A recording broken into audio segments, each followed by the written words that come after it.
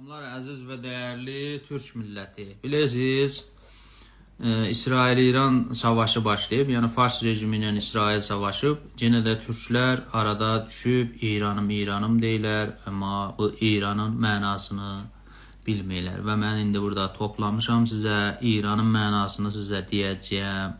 Bunlara baxın və görün ki, İranın mənası nə mənədir. Əlbəttə, İlk başda bunu deyirəm ki, İranın sizin başınıza, türklərin başına gətirdi ki, bütün cinayətləri, xiyanətləri hamısını toplamışam.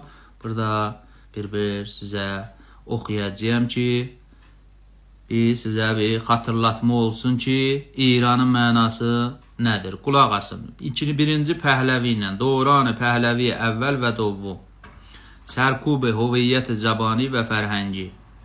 ممنوعیت و تدریس زبان ترکی در مدارس، ممنوعیت چاپ کتاب، روزنامه و مجله به زبان ترکی، تغییر اسامی جغرافیایی ترکی به فارسی مانند تغییر نام خوی، اورمو و غیره به شکل‌های فارسی سازی شده، تبلیغات منفی و نجات پرستانه در رسانه ها علیه ترک‌ها، مثلا نمایش ترک‌ها به عنوان افراد ساده‌لوح یا بیسواد در سینما و تلویزیون.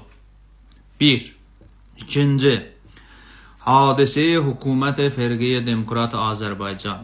Pəs az fروپاشی hükümet خودمختار Azərbaycan به رهبری سید جعفر پیشوری ارتش رژیم فارس وارد آذربایجان شد. اسناد زیادی از سرکوب، اعدام، تبعید، مصادره اموال مردم محلی موجود است. بسیاری این اتفاق را به عنوان یک خیانت و جنایت تاریخی علیه مردم آذربایجان می‌دانند و ما هم می‌دانیم. تمرکز گرایی شدید، تمرکز منابع در پایتخت و بی‌توجهی به توسعه استان‌های ترک‌نشین مانند آذربایجان شرقی، غربی، زنجان، همدان، قزوین و بقیه شهرهای ترک‌نشین.